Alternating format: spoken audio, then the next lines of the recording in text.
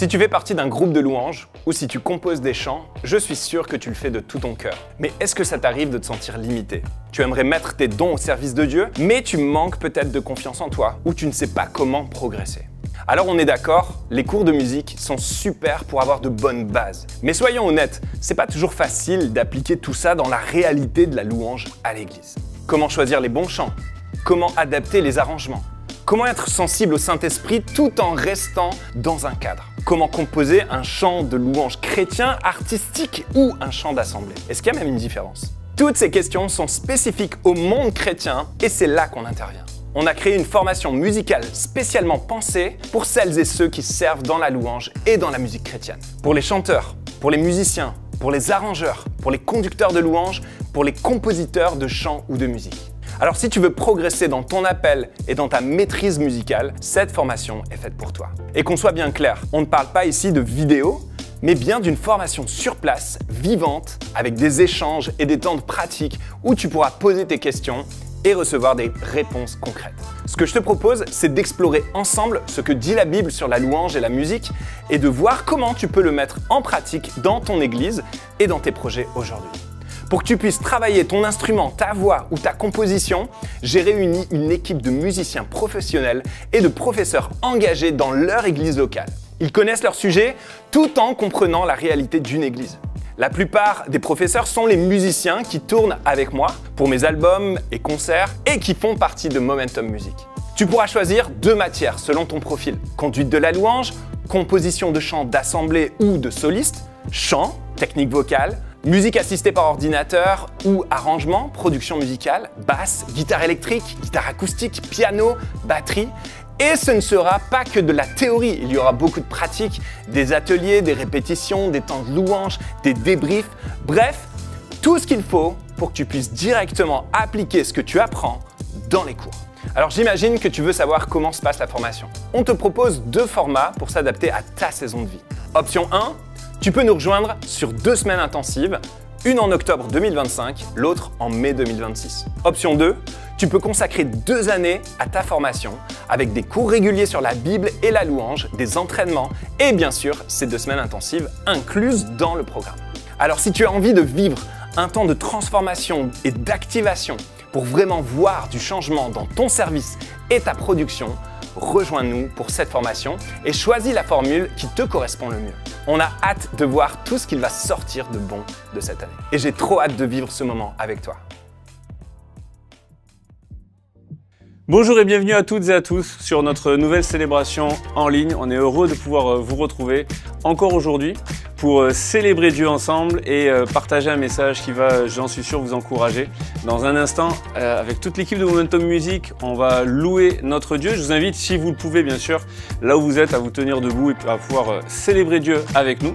Et puis après cela, j'aurai le bonheur de pouvoir vous partager un message qui va s'intituler « Dieu veut vous bénir ». Je le crois, Dieu a une bénédiction en réserve pour chacun de vous. Mais en plus dans ce message, je vais vous inviter à découvrir le vrai sens de la bénédiction. Alors pensez à liker, à partager, à commenter ce live pour qu'un maximum puisse en être au bénéfice. Que Dieu vous bénisse. Bonne louange à tous. Bonjour à tous, bienvenue à l'église Momentum et vous qui êtes en ligne, bienvenue également. Ce matin, si on est là, c'est pour louer, adorer un seul nom, celui de Jésus-Christ. Est-ce que vous êtes d'accord avec moi? On va lui rendre toute la gloire ce matin. C'est pas pour nous que nous faisons les choses pour demander quelque chose à Dieu, mais c'est juste pour élever son nom, les amis. Chantons ensemble, c'est parti. Et 1, 2, 3, hey!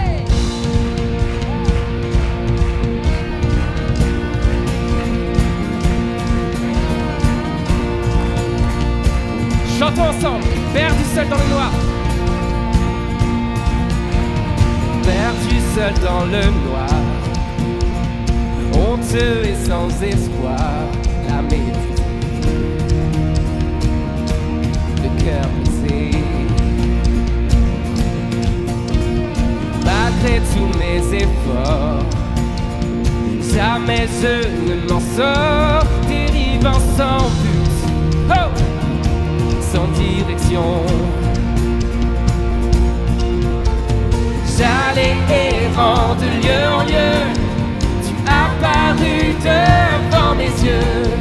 Si tu m'as dit que je n'étais pas seul, tu m'as saisi, m'as relevé, m'as affermi sur le rocher. Merci mon Seigneur, merci mon Sauveur. C'est toi qui m'as guéri, m'as adopté, m'as affranchi et transformé. Merci mon Seigneur. Vous êtes prêts les amis? Merci mon Sauveur. Gloire à Dieu.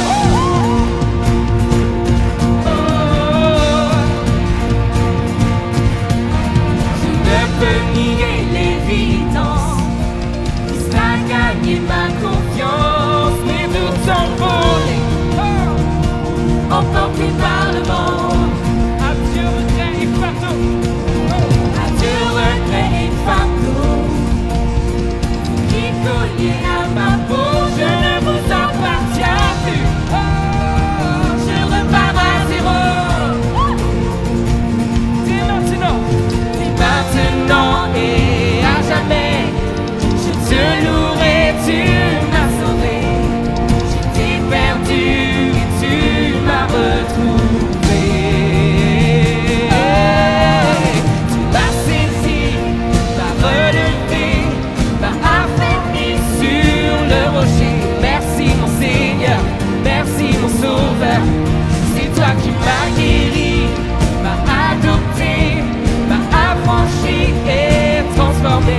Merci mon Seigneur, merci mon Sauveur. Gloire à Dieu.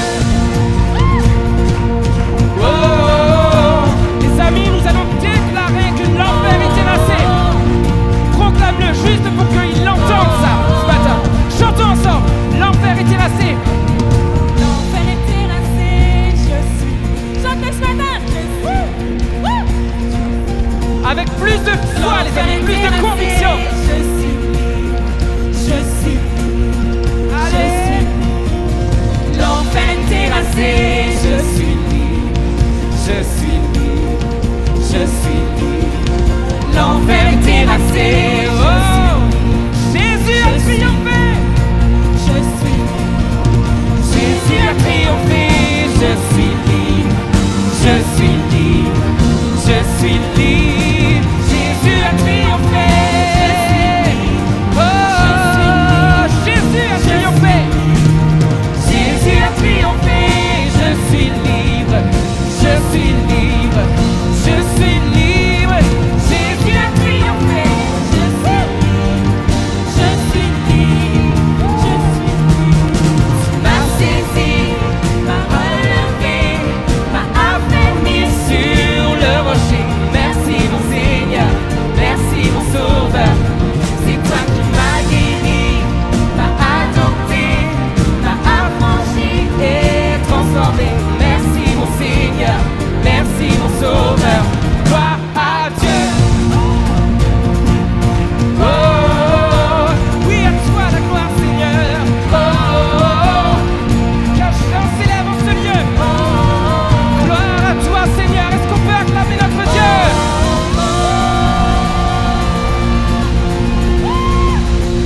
Alléluia! Alléluia, Seigneur, nous te rendons toute la gloire ce matin.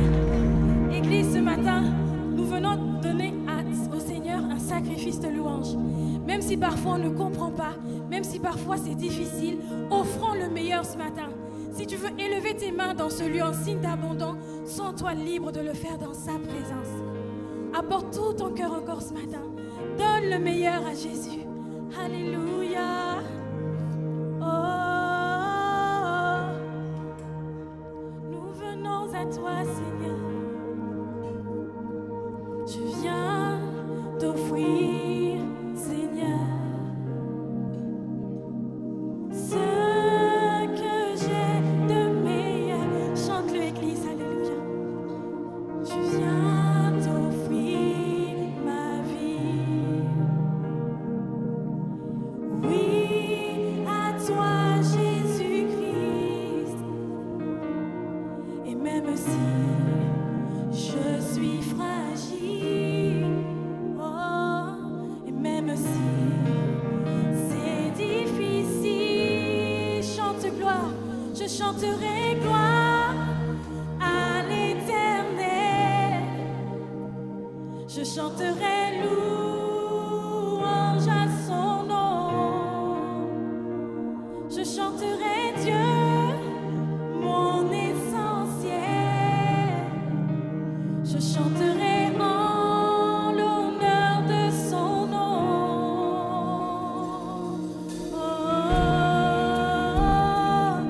Venons offrir ce que nous avons de meilleur ensemble, chantons-le. Je viens t'offrir, Seigneur, ce que j'ai de meilleur. Je viens t'offrir ma vie. Oui, à toi, Jésus-Christ. Oh, et même si je suis fragile, Seigneur, et même si c'est difficile, je chanterai gloire à l'Éternel.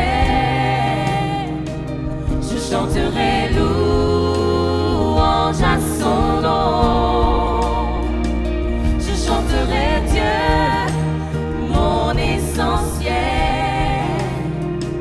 Je chanterai en l'honneur de son nom. Je viens te dire, Seigneur, que tu es mon bonheur. Chante l'Église, non, rien ne peut détruire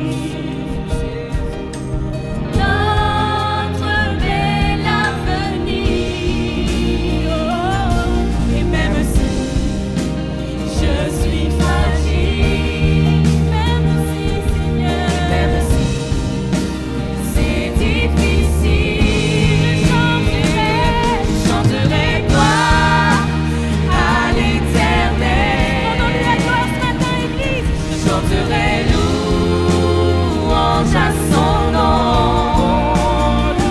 Je chanterai Dieu, mon essentiel. Je chanterai en l'honneur de son nom. Je chanterai gloire à l'Éternel. Je chanterai louange à son nom. Je chanterai Dieu, mon essentiel. Je chanterai en l'honneur de son nom. Toute ma vie, je redirai que tu as donné ta vie. Chante-le. Toute ma vie, je redirai que tu as payé le prix. Toute ma vie, je redirai que je ne vis que pour lui.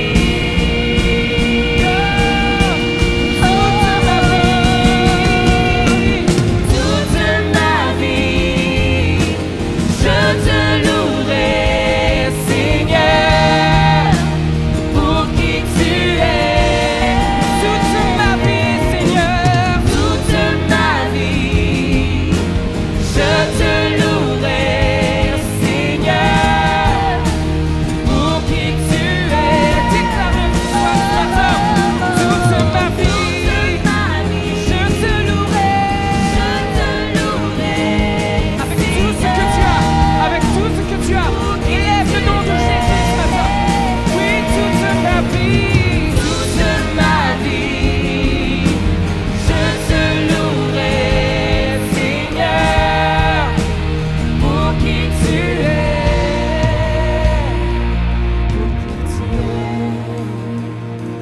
Pour qui tu es. J'élève ton saint nom. Pour qui tu es. Je veux te donner la gloire pour qui tu es. devant ton trône, prosterné pour ta Pour qui tu es, reprenons ensemble. Pour qui tu es, j'élève ton saint nom. Pour qui tu es, je veux te donner la gloire. Pour qui tu es, je viens devant ton trône, prosterné pour t'adorer. Seigneur, nous nous plaçons devant toi ce matin. Avec qui nous sommes, avec ce que nous avons, mon Dieu, pour t'élever, te glorifier, te mettre sur le trône de nos vies. Les amis, ce matin, j'ai vraiment à cœur qu'on puisse revenir au cœur de cette louange qui n'est pas véhiculée parce que tu as besoin de Dieu, parce que tu attends de Dieu ce matin. Oui, il peut guérir, oui, il peut répondre à tes prières, mais ce matin, cette louange, je veux juste que ça soit Dieu de gloire, je t'adore pour qui tu es. Tu es Dieu et c'est pour ça que je veux t'adorer ce matin. Tu es Dieu créateur. Tu es cet amour inestimable, cet amour que je ne comprends pas, peut-être. Prenons juste ce temps, les amis. Élevons nos mains. Mettons nos cœurs devant Dieu. Et chantons pour qui tu es. Je te louerai, Seigneur, pour qui tu es. Pour qui tu es, pour qui tu es. Oh Seigneur, oui, pour qui tu es, je viens t'adorer. Dieu créateur, Dieu d'amour parfait, je viens t'adorer. Oui, pour qui tu es, mon Dieu, je viens t'adorer. Avec ce que j'ai, élève ta voix ce matin. Élève ton Dieu, fais monter ta louange.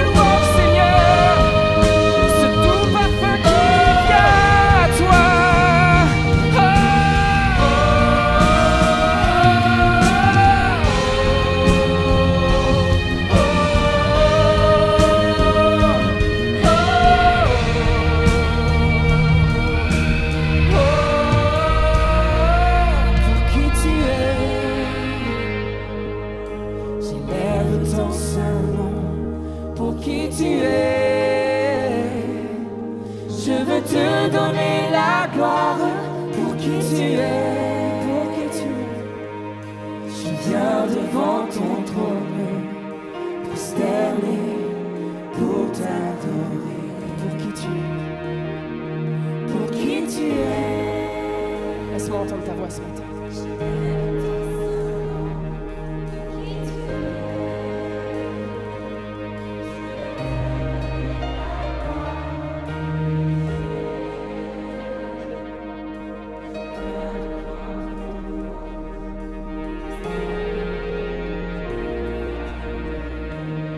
Reste dans cette atmosphère d'adoration. Touche le cœur du Père ce matin. Tu n'as pas besoin d'un temps de louange comme les autres. Tu n'as pas besoin qu'on t'amène dans la louange. Tu as besoin de toucher le cœur du Père ce matin. Au travers de la louange, je souhaite. Papa, juste vois nos cœurs qui se répandent devant toi, mon Dieu. Nous voulons vivre les réalités de ton royaume ici sur terre. Nous voulons vivre les réalités de ton royaume, mon Dieu. Pour qui tu es, pour qui qui tu es, Seigneur. Et nous voulons chanter juste pour qui tu es, Seigneur Jésus.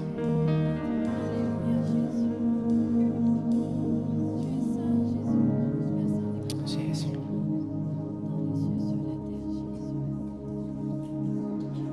Seigneur, tu es vraiment digne de nos louanges, de notre adoration ce matin.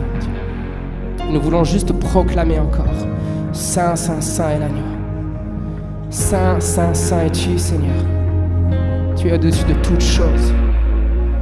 Nous nous plaçons devant toi, Seigneur, comme des créatures faites pour adorer. Ce que nous allons faire, les amis, c'est que nous allons chanter toutes les générations devant lui prosterner. Toutes les générations devant toi prosternés, entendre un cantique à l'agneau. Ceux qui nous ont précédés et ceux qui nous suivront entonneront un cantique à l'agneau. Car ton nom est le plus grand, ton nom est tout puissant, ton nom est au-dessus de toute puissance, autorité, royaume et dignité. Ton nom est au-dessus de tout. Et les anges acclament que tu es saint. L'univers proclame que tu es saint. Tu es glorifié, Dieu très saint. À jamais tu es saint. Tant tes enfants, Seigneur, qui te louent. Nous qu'il a pardonné, nous qu'il a racheté. On a chanté ce cantique à l'agneau. Nous qu'il a libéré, nous qui portons son nom. Venons chanter ce cantique à l'agneau. Nos voix résonnent dans ce lieu, les amis. Nos voix résonnent pour l'éternité. Et les anges acclament. Tu es saint, l'univers proclame. Tu es saint, tu es glorifié. Dieu très saint, à jamais tu es saint. Tout ton peuple crie. Tu es saint, toi le roi des rois.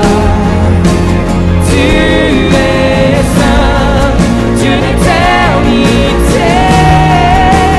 Dieu est saint, à jamais tu es saint. Son nom, élevons le nom au-dessus de tout nom, les amis. Ton nom est le plus grand, ton nom est tout puissant, ton nom Élève ton nom ce matin.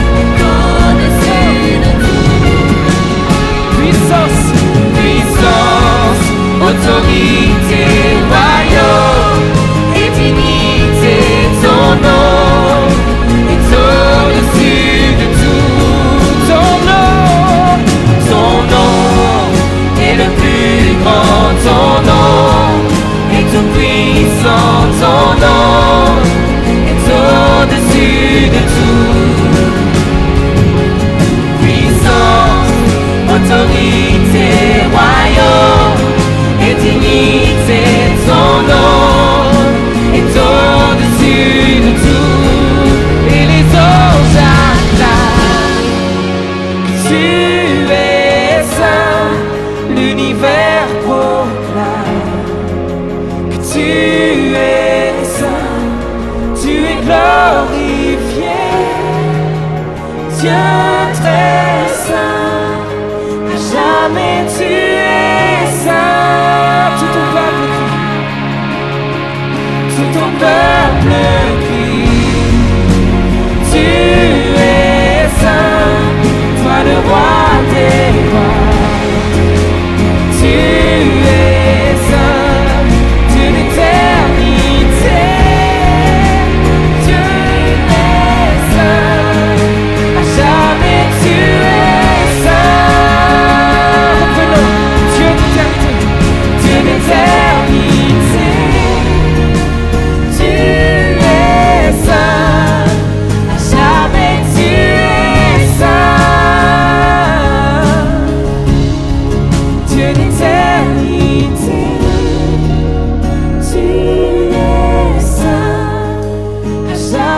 tu es saint. Est-ce qu'on peut juste élever le nom de Jésus? Celui qui est saint, celui qui est au-dessus de tout autre nom. Celui qui est capable de guérir les malades. Alléluia, on peut faire mieux que ça les amis. Élève ta voix ce matin. Crie à Dieu. Remercie-le pour qui il est et pas pour ce qu'il veut faire. Alléluia.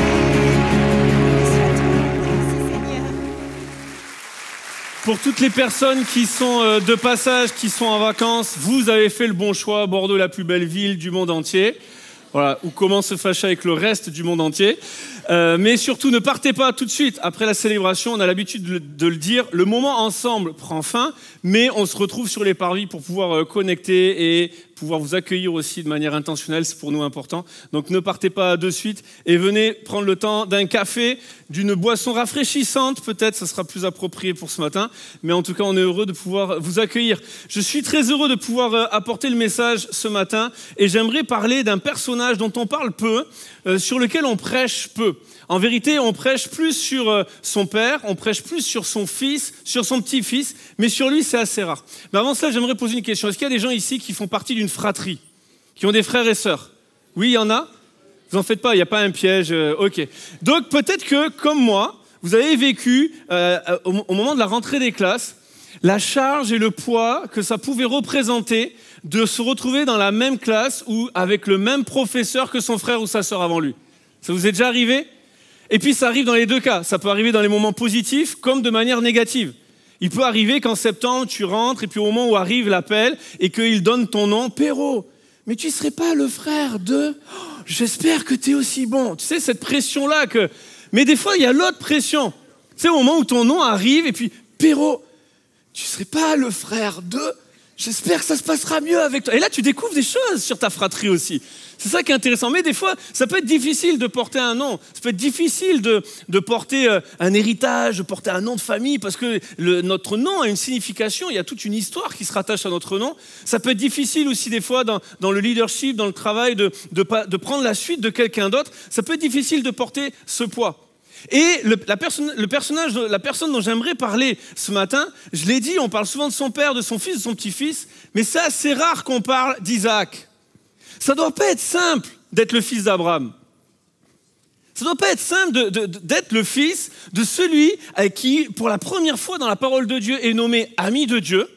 Ça ne doit pas être simple d'être le fils de papa Abraham, qui a reçu les promesses de Dieu, qui, alors qu'avec sa femme, ils avaient un âge qui tutoyait le siècle, ils ont eu un enfant. Ça ne doit pas être simple d'être l'enfant de la promesse. Ça ne doit pas être simple d'être l'enfant du miracle. Ça ne doit pas être simple d'être l'enfant de celui qu'on va appeler le père de tous les croyants, le père de la foi. Ça ne doit pas être simple à porter comme héritage.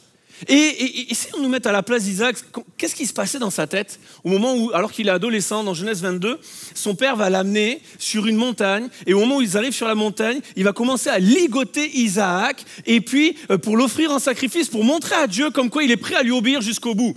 On se met souvent dans la tête d'Abraham, et quelle fidélité, quelle foi, mais est-ce qu'on peut se mettre à la place d'Isaac? De qu'est-ce qui se passait dans sa tête? Et que se passe-t-il pour Isaac quand papa Abraham meurt? Genèse 25, Abraham va mourir et puis on voit un peu l'histoire d'Isaac qui commence à se dessiner. Ça ne doit pas être simple de prendre la suite. Que deviennent les promesses que Dieu a fait à Abraham alors que moi je ne suis que Isaac? Et tout ce poids-là, et Isaac va devoir cheminer, et on va le voir avec Genèse 26, et comprendre et réaliser quelque chose que le prophète Jérémie va annoncer des siècles plus tard, et un verset que j'aimerais dire à chaque personne dans ce lieu. Dieu qui parle à chacun et qui dit « Car je connais les projets que j'ai formés sur vous, dit l'Éternel, des projets de paix et non de malheur, afin de vous donner un avenir et de l'espérance. » Et j'aimerais dire à chaque personne dans ce lieu, c'est le titre de mon message, c'est ce que Isaac va comprendre, Dieu veut vous bénir. Voilà, j'ai fini, que Dieu vous bénisse et à très vite. Dieu veut vous bénir. J'ai donné un titre, comme ça au moins je suis sûr que vous restez, vous avez envie d'entendre la fin. Mais maintenant, en même temps, je sais que certains, si vous avez 5, 10 ans, 15 ans de conversion, vous vous dites, oh le pasteur, ça se voit, il est en vacances, il a ressorti un message, Dieu veut vous bénir. En fait, j'ai déjà entendu ça 100 fois. S'il vous plaît, restez au moins les 20 prochaines minutes et vous allez voir que vous allez quand même apprendre des choses. Dieu veut vous bénir. Et quand je le dis, c'est pas un titre générique pour faire plaisir à tout le monde. C'est pas un titre pour que ça soit général. Dieu veut vous bénir à chacun. Si j'avais le temps, je vous prendrais chacun les les uns après les autres, les yeux dans les yeux, et je te le dirai les yeux dans les yeux, Dieu veut te bénir. Mais comme je n'ai pas le temps de le faire, tu vas te tourner vers ton voisin de gauche et celui de droite et lui dire Dieu veut te bénir et s'en postillonner.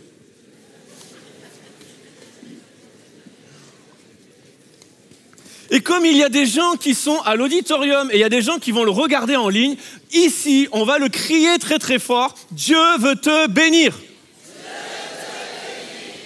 Je le crois, c'est une réalité. Et Isaac va devoir réaliser, apprendre, découvrir, je ne sais pas le mot qui convient le mieux, mais que ce que Dieu avait promis à Abraham et que la bénédiction que Dieu avait faite à Abraham, toutes les familles de la terre seront bénies dans ta postérité.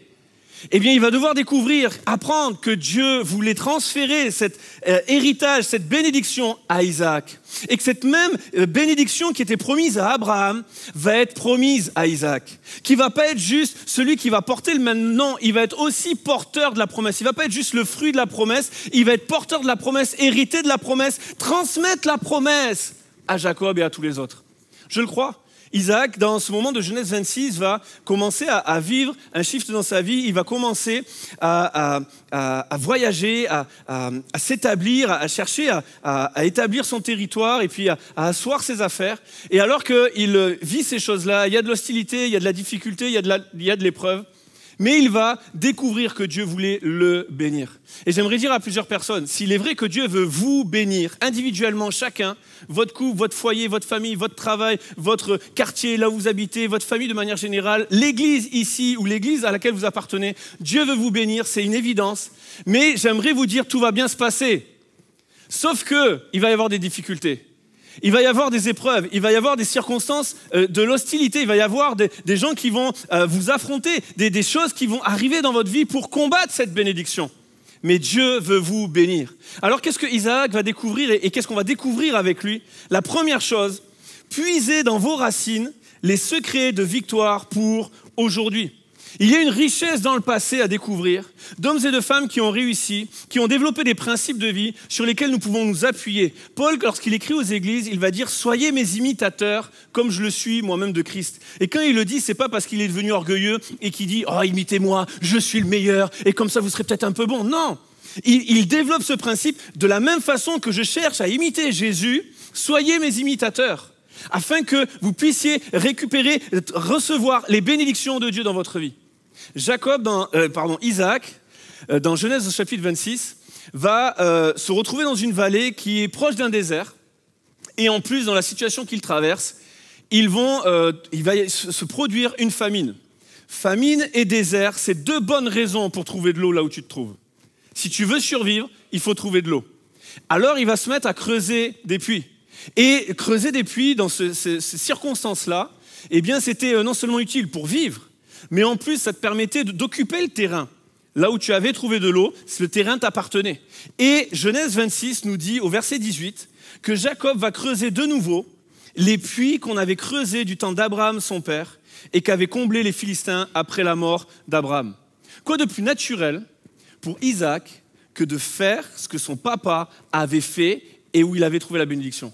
Son père avait creusé des puits, ça lui avait permis de s'établir dans des endroits alors qu'il devait se diriger là, dans le pays dans lequel Dieu allait lui le montrer. Il suivait la voie de Dieu, il suivait les directions de Dieu et partout où il arrivait, il creusait un puits pour pouvoir s'établir, pour pouvoir nourrir les troupeaux et Dieu le bénissait. Alors Isaac a été témoin de ces choses. Et j'imagine qu'il se dit au moment où il creuse les puits, papa a été béni avec des puits, je vais recreuser les puits qu'il avait creusés et je vais avoir la bénédiction. Et devinez quoi? Ça marche! Et littéralement, la Bible nous dit qu'il va même leur donner les mêmes noms. Et le mot hébreu pour parler du mot nom, littéralement, c'est renommée, gloire, réputation, souvenir. Il va restaurer l'héritage de son père. Il ne va pas juste reproduire les mêmes actions, mais il va redonner de la gloire, de la réputation, un souvenir, un nom, un honneur à ce que papa Abraham avait fait et que Dieu avait béni. Je l'ai écrit de la manière suivante, ça va s'afficher. Il est bon pour nos vies de savoir étudier la vie de ceux qui réussissent ou ont réussi avant nous et de les imiter, de se rappeler de ce qui a fait leur force, de redonner un nom, un honneur aux secrets qui leur ont permis de triompher et d'être bénis. J'imagine Isaac, puis après puits, chaque fois qu'il creusait, se dire « Papa était béni avec ça, je vais être béni. Papa était béni avec ce puits, Dieu l'a béni, je vais être béni. Dieu l'a approuvé avec ce puits, il va m'approuver, il va me bénir. » Parce que c'est ce que porte ce nom, le puits que porte le nom que porte le puits, je vais y arriver. Et Isaac cherche à reproduire ces choses-là. J'aimerais vous dire que des fois, il n'y a pas à réinventer l'eau chaude. Des fois, il y a juste à faire ce qui a fonctionné pour ceux qui nous ont précédés. Et ce qui est merveilleux, c'est que la Bible n'est pas un livre de recettes avec fais ceci, fais cela. C'est aussi un livre qui a plein de héros de la foi, plein d'hommes et de femmes qui, avec leurs failles, leurs faiblesses, ont mis des choses en place dans leur vie que Dieu a bénies. Et des fois, on cherche, Seigneur, révèle-toi, dis-moi ce que je dois faire, alors que Dieu a déjà parlé. Et je crois qu'il y a une chose, c'est que lorsque Dieu parle, Dieu bénit ce qu'il dit. Vous êtes OK avec ça ? Et lorsque Dieu a déjà parlé et que sa parole est écrite et que je mets ma vie en conformité avec ce qu'il a déjà dit, forcément, Dieu me bénit. Pourquoi ? Parce que je mets en pratique ce qu'il a dit. C'est pas moi qui le dis, c'est Jésus. Jésus, dans son premier discours en tout cas, c'est peut-être pas la première fois qu'il prêche, mais le premier message qu'on a de lui dans les évangiles, c'est le sermon sur la montagne, Matthieu chapitre 5 à chapitre 7.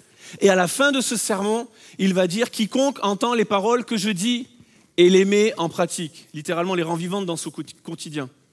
Il est semblable à un homme sage qui a bâti sa maison sur le roc.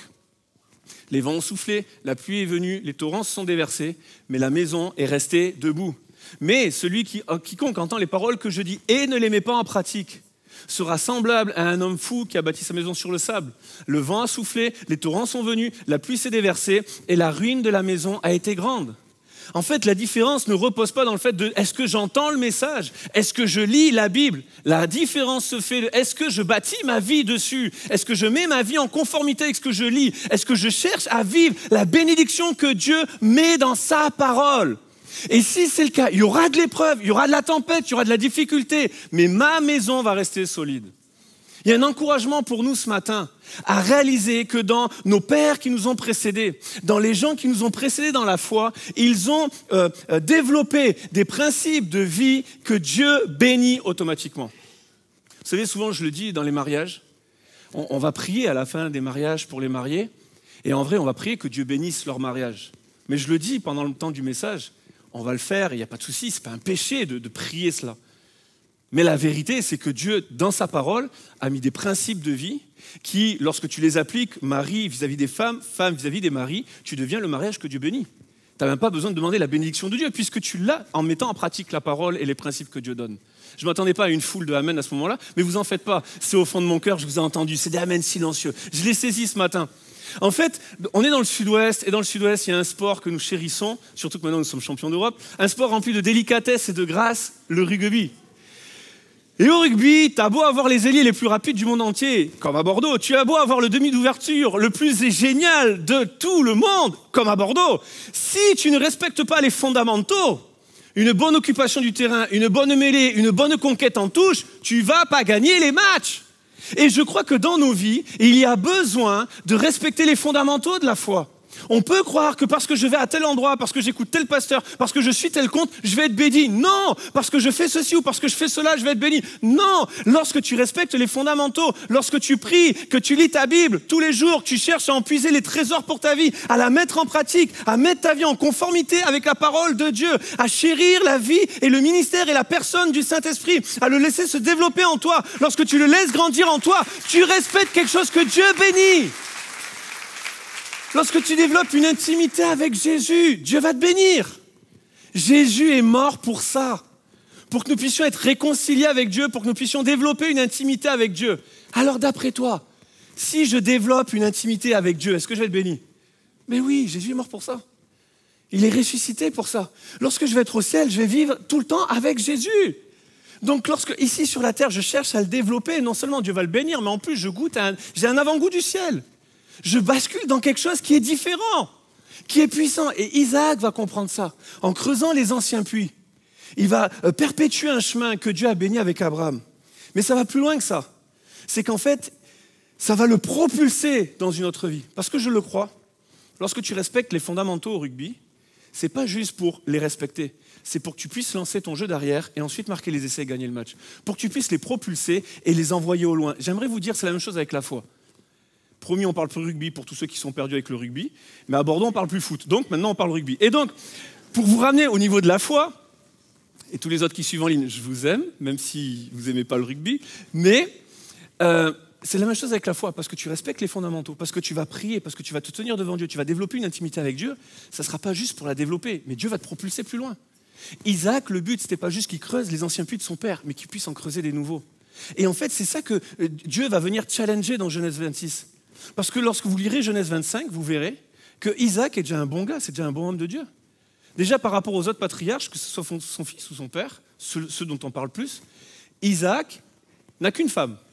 Et c'est assez rare dans l'Ancien Testament pour le signaler. Et puis, sa femme est stérile. Il y en a eu d'autres dans l'Ancien Testament. C'est le seul qui va prier pour sa femme. Et là, toutes les femmes disent « Oh, wow, quel mari merveilleux !» C'est pas le moment de te tourner vers ton mari, on ne sait pas comment il va interpréter ce message. Mais Genèse 25 dit que Rebecca était stérile. Isaac implora l'Éternel. Par exemple, on a Anne, c'est elle qui priait. On n'a pas Abraham qui a prié pour Sarah. Isaac implora l'Éternel pour sa femme Rebecca, et l'Éternel l'exauça. Et elle va enfanter. C'est un bon gars, c'est un bon mari. C'est un homme qui est bien, il prie. Alors je ne vais pas dire que c'est suffisamment rare pour le souligner. Je crois qu'il y a plein d'hommes de prière ici dans ce lieu. C'est le moment de dire amen les gars s'il vous plaît. Voilà. Bon. Mais on n'a pas forcé, on n'a pas répété, tout va bien. Mais Isaac, c'est un bon gars. Mais Dieu voulait l'amener plus loin. J'aimerais te dire que ta vie ne se limite pas à venir là dans ce lieu.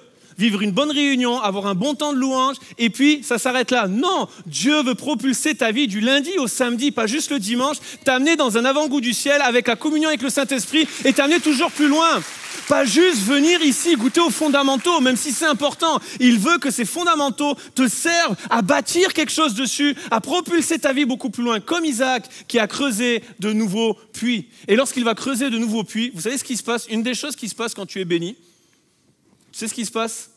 C'est que tu suscites la jalousie. Vous avez remarqué ça? Quand tu es béni, il y a des gens qui veulent ta bénédiction.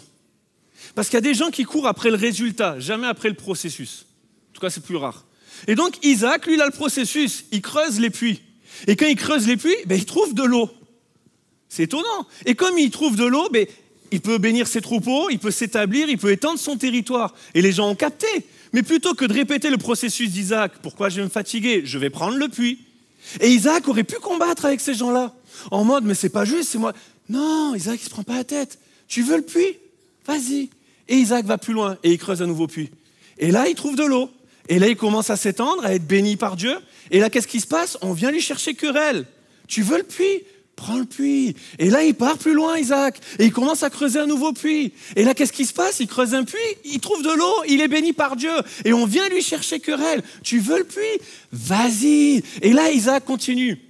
Tout ça pour dire que quand tu cherches à obéir à Dieu, quand tu reviens aux fondamentaux et que tu commences à prier, que tu commences à développer une communion avec Dieu, non seulement il y aura des gens qui vont te jalouser, mais il y a des gens qui voudront ta bénédiction.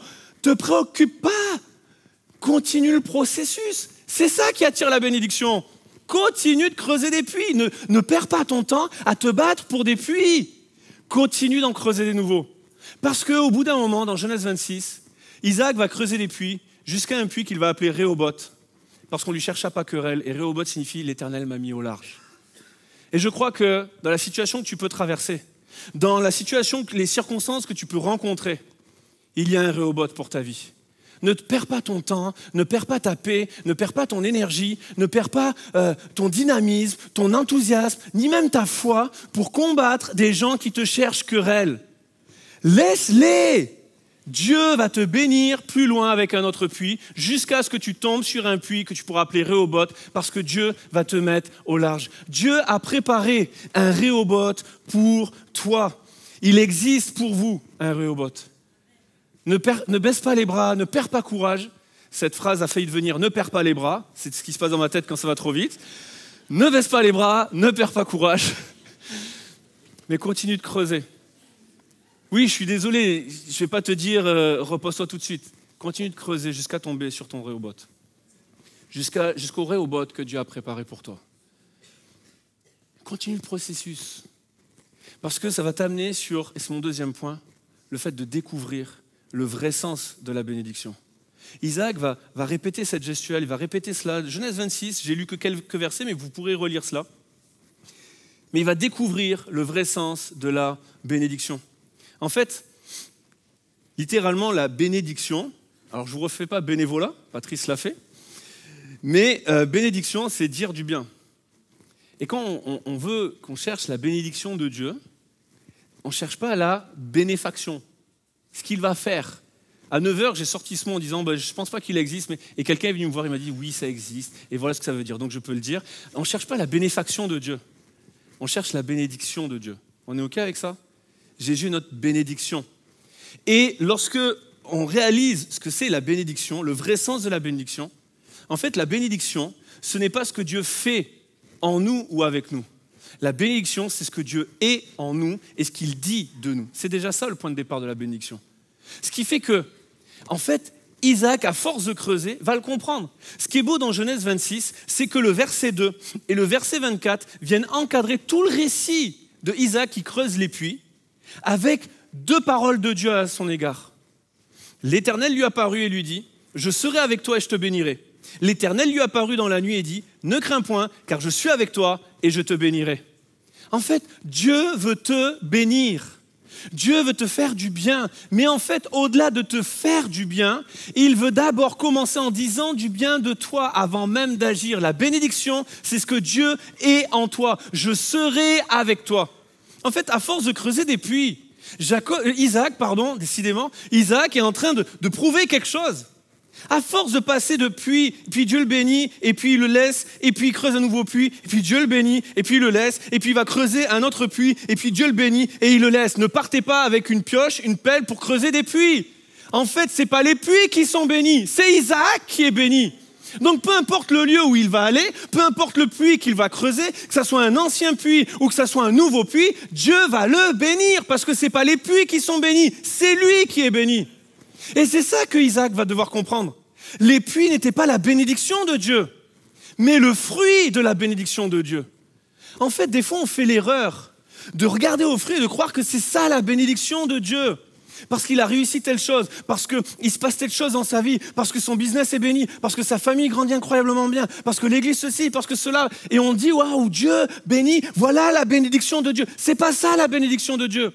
La bénédiction de Dieu, c'est le fait que Dieu vive en nous. Et parce qu'il vit en nous, peu importe où je vais, ça va marcher, parce que Dieu bénit. Et certains peut-être s'inquiètent à cause d'un travail, à cause de la ville dans laquelle vous habitez, de l'église que vous fréquentez. Et vous pensez qu'en venant ici, vous serez bénis. Oui, mais pas parce que vous viendrez ici, parce que Dieu est avec vous. Quand tu vas quitter ton travail, et tu te poses peut-être la question de est-ce que je dois quitter mon travail? Mais si je quitte mon travail qui m'a béni et qui m'a offert toutes ces possibilités-là, qu'est-ce que je vais devenir? Mais c'est toi qui es béni. Donc si tu quittes ton travail pour en prendre un nouveau, la bénédiction de Dieu va te suivre. Elle n'est pas liée à un travail, elle n'est pas liée à une personne, elle n'est pas liée à un nom d'église, à un nom de pasteur. Elle est liée à Jésus qui vit en toi. Et Isaac va le comprendre.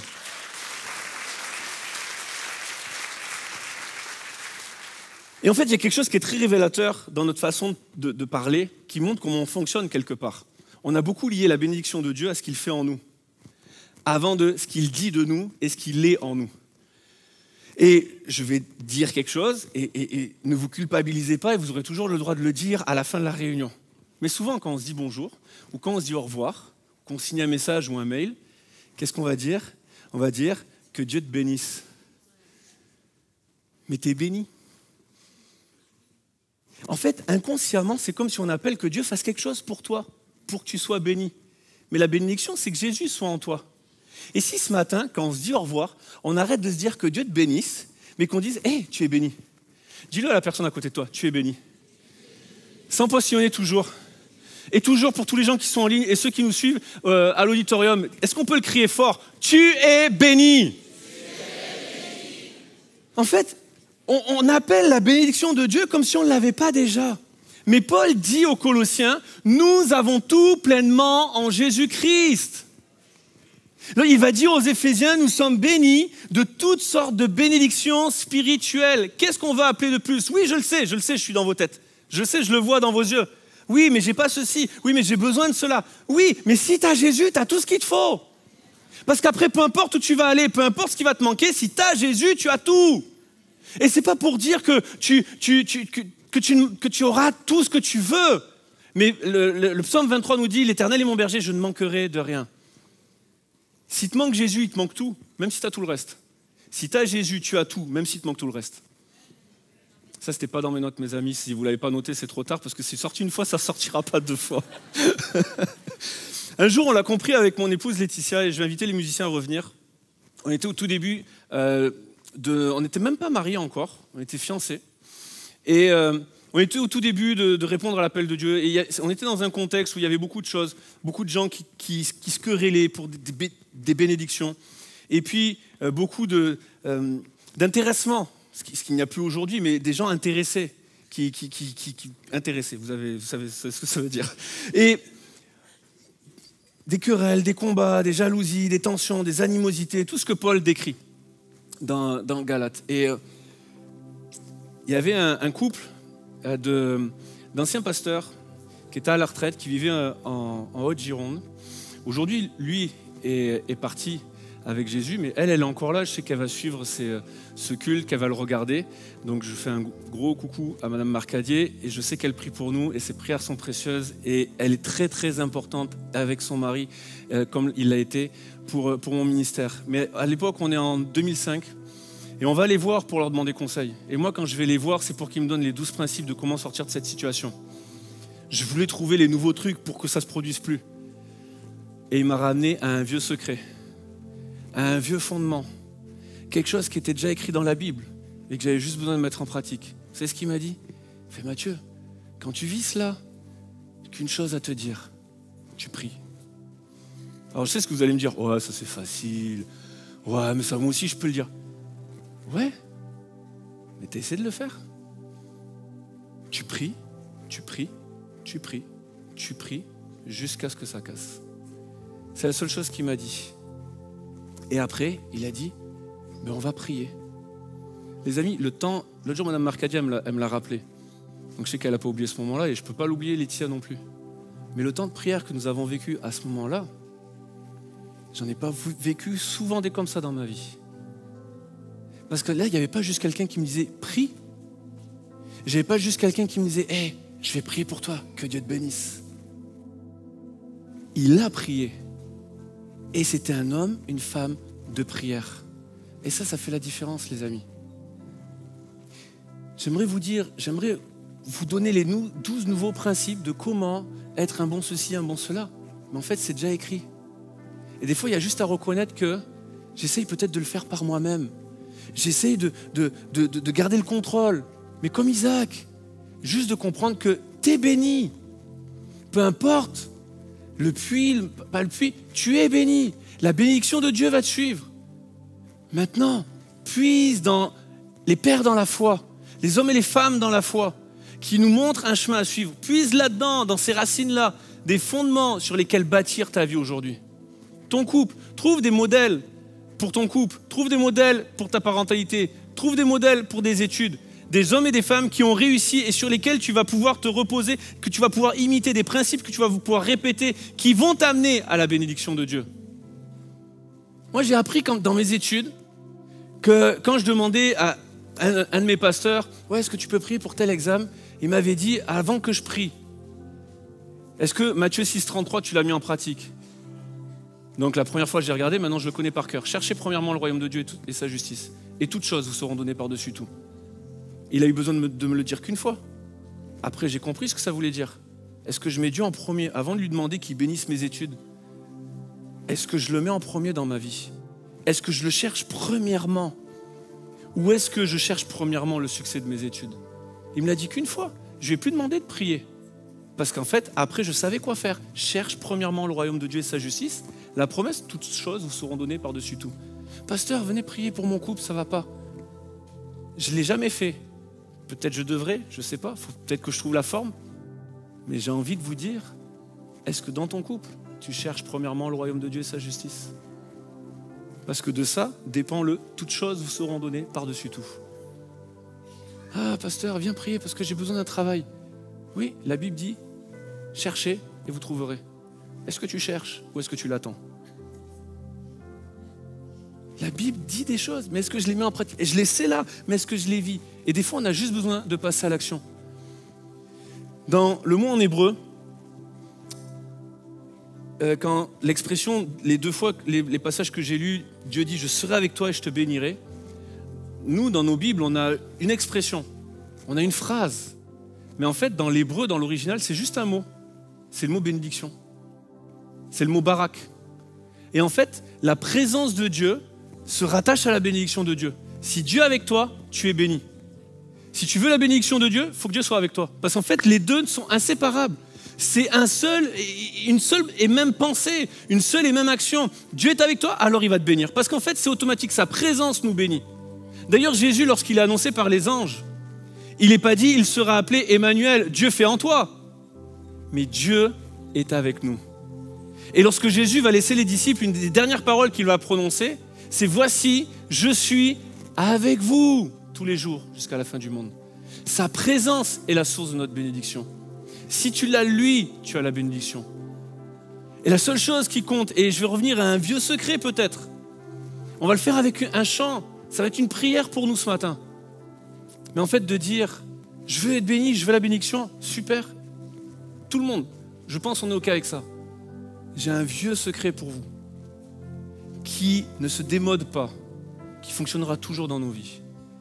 Si tu fais cette prière à chaque matin, Seigneur, prends tout.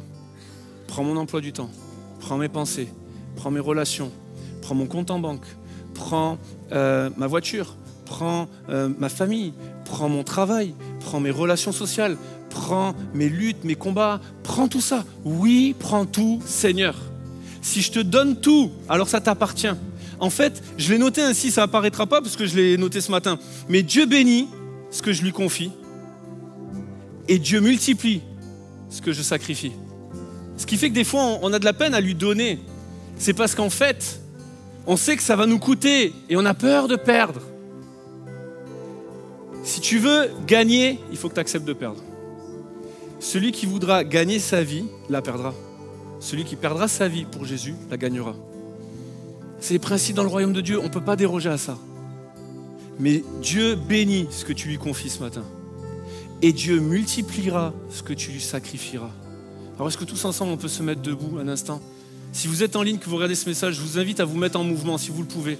Soit en vous mettant debout là où vous êtes, soit en vous mettant à genoux, sauf si vous conduisez bien sûr. Les personnes qui sont à l'auditorium, je vous invite aussi à vous mettre debout un instant. Il y a des personnes qui sont là avec vous, qui pourront prendre ce temps aussi avec vous.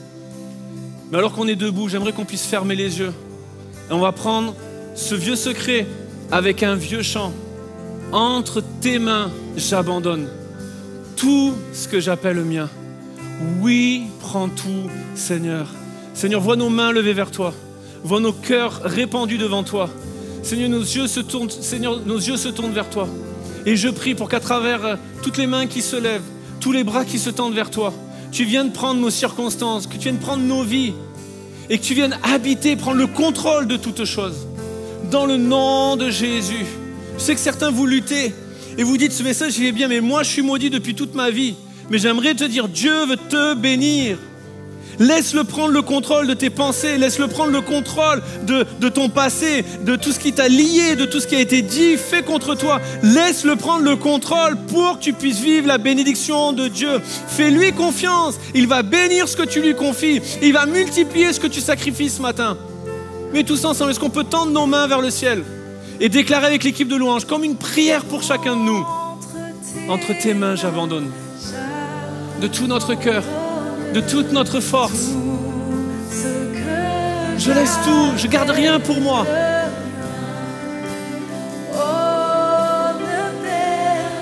Prends tout, Seigneur.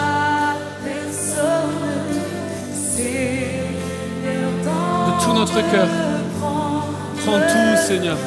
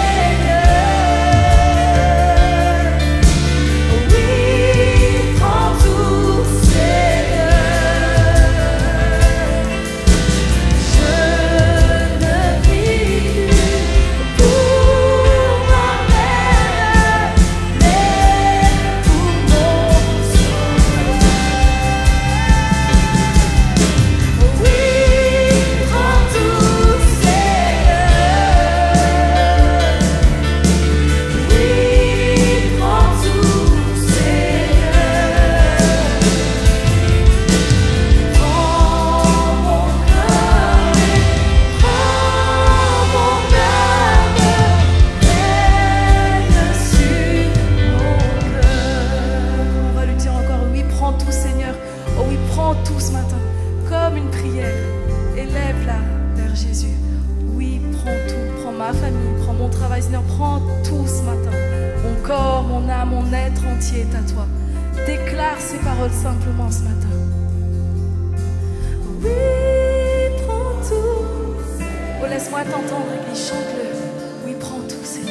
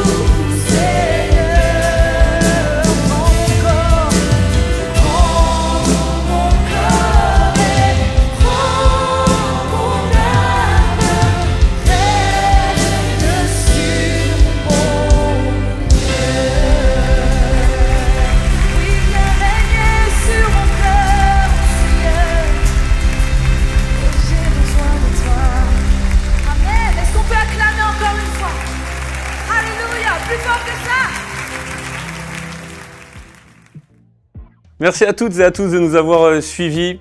Je vous le redis, mais vous êtes bénis et Dieu a des plans merveilleux pour chacun de vous. Alors comme Isaac, que nous puissions vivre ces mêmes principes et les développer dans nos vies. Encore une fois, pour celles et ceux qui auraient besoin de prière, vous en avez l'habitude, mais je le dis pour les personnes nouvelles, si vous avez besoin qu'on prie pour vous, qu'on vous accompagne dans la prière, nos équipiers n'attendent que ça. Remplissez le formulaire afin qu'un de nos équipiers puisse vous contacter et prendre le temps de prier pour vous, prier avec vous. On aime le faire, on veut prendre ce temps-là pour chacun de vous. Merci à chacun pour vos dîmes, vos offrandes. C'est ce qui nous permet de faire ce que l'on fait et de pouvoir aller jusque dans vos maisons pour vous bénir. Donc merci à tous ceux qui participent à cela. Vous avez le QR code qui s'affiche si vous voulez le faire avec Momentum Sans Frontières. Également pour celles et ceux qui ont besoin de ressources dans la semaine ou qui veulent en retrouver, sur notre chaîne musicale Momentum Music, vous retrouverez des clips musicaux pour pouvoir louer Dieu, adorer Dieu avec nous, et puis également tous les matins les starters avec le pasteur Patrice Martorano, vous les trouverez sur notre chaîne YouTube directement. J'allais dire que Dieu vous bénisse, mais je vais plutôt vous dire vous êtes bénis, passez une belle semaine et à bientôt.